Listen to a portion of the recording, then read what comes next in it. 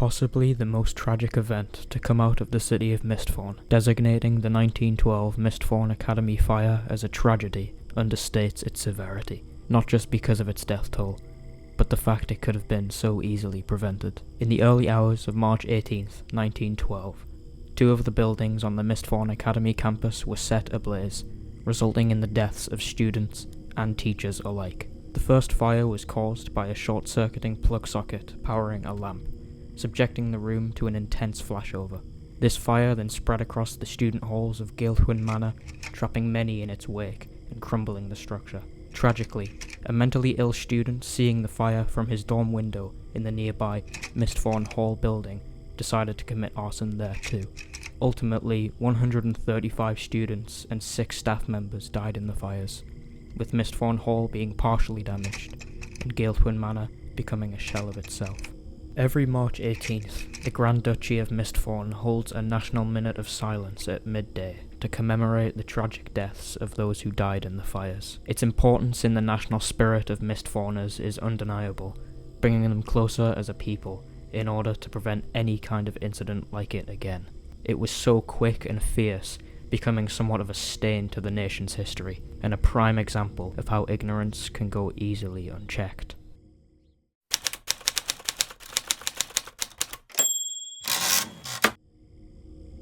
The first fire began in a dorm room in the student halls of the Gylchwyn Manor campus building. The source was in room 4B, housing the students.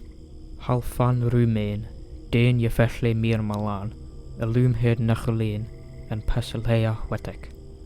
It was Dane's light that set ablaze after he had forgotten to switch it off before going to sleep. He was known amongst the room's inhabitants to do this often. However, this particular instance was simply a stroke of bad luck. Due to the faulty wiring of the lamp plug after years of use and awkward positioning, these factors led to overheating in the plug socket and the simple strike of sparks setting the casing of the plug ablaze. It is believed the fire started at 2:53 a.m. and burned for just under a minute before the heat and smell of the smoke woke both Dane and Ilumhed up at almost the same time. The two quickly woke up their roommates and began to panic on what to do. Dane began trying to put it out with his bed covers, while Ilumhed and Pesaleya started shouting "Fire!" throughout the building to those who hadn't already awoken from the boys' alarmed arguing. To no one's surprise, except Dane's, the fire would spread to his bedsheets as smoke and flames began to gnaw at the back of the dorm room. Halfan would force him out of the room, adding to the sea of worried and half-asleep children, trying to all leave their dorms at once. Being one of the smaller buildings on campus, there were only 2 exits, one of which was locked by a night watcher, essentially a caretaker, about an hour and a half earlier. By the time the crowd at the locked back entrance realised they needed to move to the front, the fire had already flashed over the original 4B dorm room and had begun to block the front 3 rooms from the upstairs corridor. This is where the first tragedies took place, as the 2 brothers, Hular and Thur Volkner, and their roommate, Harolf Kamleiner, found themselves stuck behind a wall of fire, with no way out but to jump from their window. Thur tragically decided to jump out of the window to escape, but caught his foot on the windowsill on the way out, causing him to swing face first against the outside wall and then fall to the floor onto his head, breaking his neck and killing him instantly. The remaining 2 became too scared to do the same thing after watching his attempt, and thus accepted their fate and died likely from smoke inhalation. Meanwhile, the main exit door had begun to be filtered out by 2 night watchers who had arrived to the scene. However, not in time for the fire to catch up with those held at the back. An account from a student in the initial fire department's report reads, "It felt like we were in a queue to the burning void of Thromin." As the dispatch sent out by the City of Mistfaun Fire Department first arrived, approximately 30 students had already been burned or choked to death from smoke within the growing flames, while another 45 succumbed to asphyxia in the ensuing crash.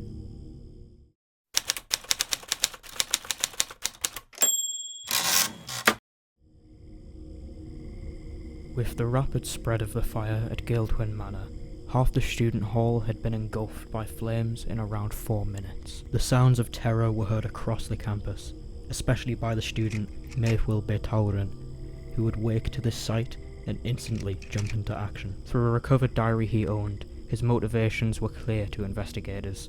holding an inordinate hatred for the institution and the people around him. One entry states, "Their ignorance stains me, and grows into a deeper despair within me."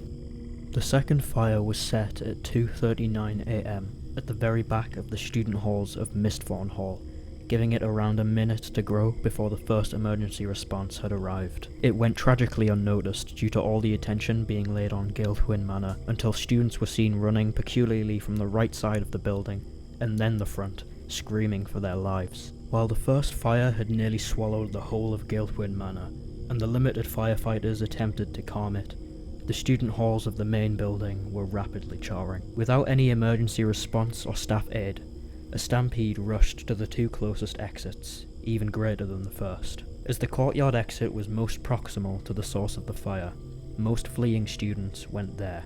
As a queue began to amass, others went to the locked doors leading to the school, kept shut by night watchers to prevent pupils from accessing the school site after curfew. The bottom floor of the student halls had completely filled as terrified bystanders waited on the stairwell, while the fire grew toward them. No amount of banging and screaming at the doors could aid while smoke filled the building, to the point where some trapped children decided to jump from their room windows. After 4 minutes in hell itself, aid finally came as the night watcher bolted to open up the internal locked doors. By this point, 19 had succumbed to smoke inhalation, which would rapidly increase to a total of 38, on top of the 6 that died from burning alive, and 2 that died from falling out of windows. The both halls were cleared by 2:48 AM, not before 14 more students from either building perished, either from the intensely black smoke or the structure collapsing on top of them. It is believed that the 6 staff members who died, all night watchers, were also killed by these means in the time between 2:43 and 2:48 AM. Their sacrifices in attempting to save the children within added a further layer upon the tragedy at hand, proving the fire's rage being spread indiscriminately. Both fires were a result of ignorance, whether that be ignorance to general fire safety or to the value of the lives around oneself. No deaths were chosen. Only what the fire could reach is who it could take from this world, and to the 141 people who were unfortunate enough to be selected, may they rest in peace.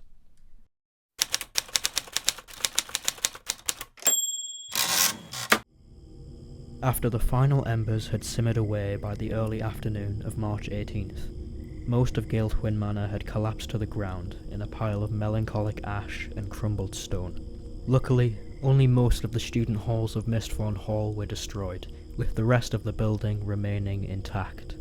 The public were of course compelled to blame Mistfaun Academy in actively setting a fire with an intent to kill.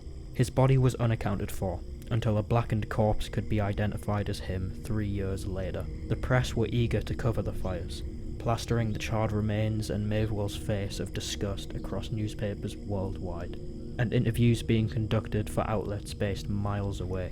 The Kingdom of Faermore's The Eld's Print and Gyahoyazo's New Day paper were particularly instrumental in its coverage, facing backlash of their own for intruding on the personal matters of those affected and aestheticizing the fires. Because of this, Mistfaun's trial went very swiftly, being charged with aggravated arson, intent to murder, and property damage, and his family were faced with 300,000 Mistfaunish wire in reparations. This particular ruling was contested by some who sympathized with his family's misfortune, having to carry the weight of his malevolence. A total of 1.3 million wire was owed in the damages caused, equating to 12.8 million under the current values of Years of the Iron 100. And as the fires occurred on a Tuesday, the entire student body was suspended for 2 weeks, while a mourning period was held, rubble could be cleared, and arrangements ordered for those who were left without a dormitory. Full repairs were completed 9 months later, and all students housed at Gilthwyn Manor and Mistfaun Hall were able to return fully to their dormitories. The Mistfaun Academy Fires raised fire and electricity safety concerns globally, pressuring governments and property owners from across the known world to take immediate action in fireproofing buildings and upholding regulations. The City of Mistfaun Fire Department funded and held a mass vigil for the deceased on May 18, 1912, and had a memorial erected in Mellendale Park in 1922, marking a decade since the incident. After inspection of exam performance between 1910 and 1920, it is clear to see the fire had lasting effects on those who experienced it, both first-hand and second. The 1920 inquiry into the Mistfaun Academy fire thus also led to a spike in activism and research into both child psychology and mental health, after a long dry spell in psychological advancements. Its profound effects on the modern treatment of mental disorders and trauma inspired a new generation of psychologists in the 1930s and 40s, and ultimately inspired the creation of perhaps the fire's most controversial reaction, Agmalaug.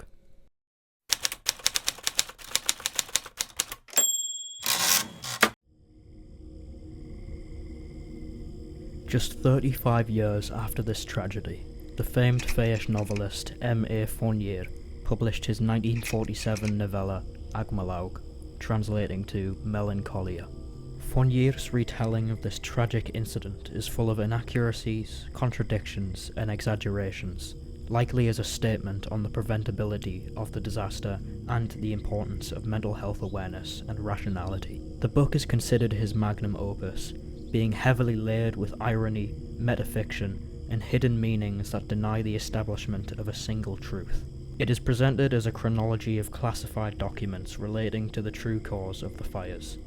It contains diary entries from the dangerously intellectual and obsessive college students, Mayville, Florane, and Aubrey, as a plot to kidnap the mysteriously insane Yelwenna unfolds itself.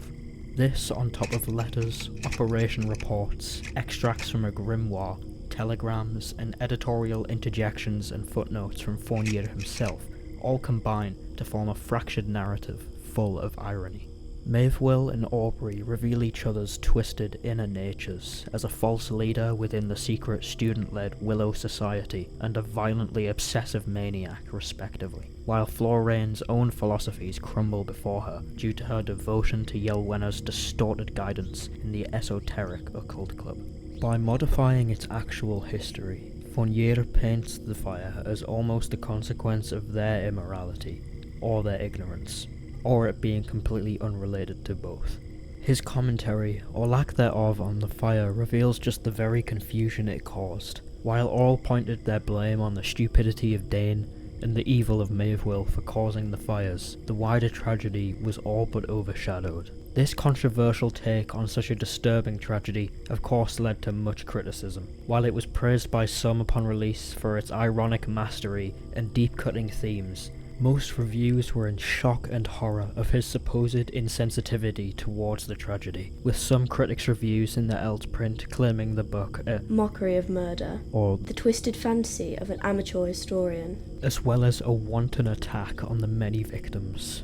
But it wasn't only local disdain, for critics from even as far as Gyehoyezo, the Imperial Collective, and Thurin each had their own opinions on its subject. However, while angry letters flooded the letterbox of Fournier's home, and even the then mayor of the city of Mistfaun publicly announced the piece as an insult to their families and the larger Grand Duchy of Mistfaun, most of Fournier's Mistfaunish contemporaries sung praises for his complex reworking of a part of the nation's dark history. The book would be banned in 12 nations globally, including both Mistfaun and Faemor, and this wouldn't be reversed in either nation from 1948 up until 1965. This was done in order to prevent the truth of the incident from becoming obscured by false depictions, and so children wouldn't be inspired by the actions of those in the novella. This banning didn't affect his career much, as his other titles preceding Agmalaug were nowhere near as shocking, and likely incentivized more sales of the book, even if it was purchased illegally. Since the countries that had it banned started to ease their concerns, by 1985 the controversy had all but settled, and it has only grew in popularity, entering the public consciousness as a solemn reminder of the true horrors that took place on March 18th.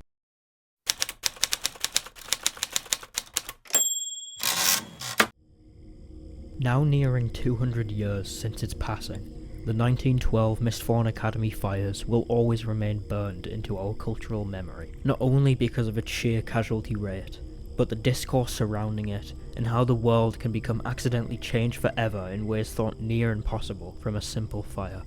It's as if the smoke still lingers, occasionally drifting up with the wind to tickle our noses, in the same way a deceased family member may flash across your mind. Countless reminders within history, media, or just general conversation retain the constant and ancestral alarm within us, knowing that living in the natural world, you are always in danger, and no amount of man-made comfort can protect you from that. The world woke up on March 18th, 1912, not to any apocalyptic event or great natural disaster, but to the silent revelation that we are merely human.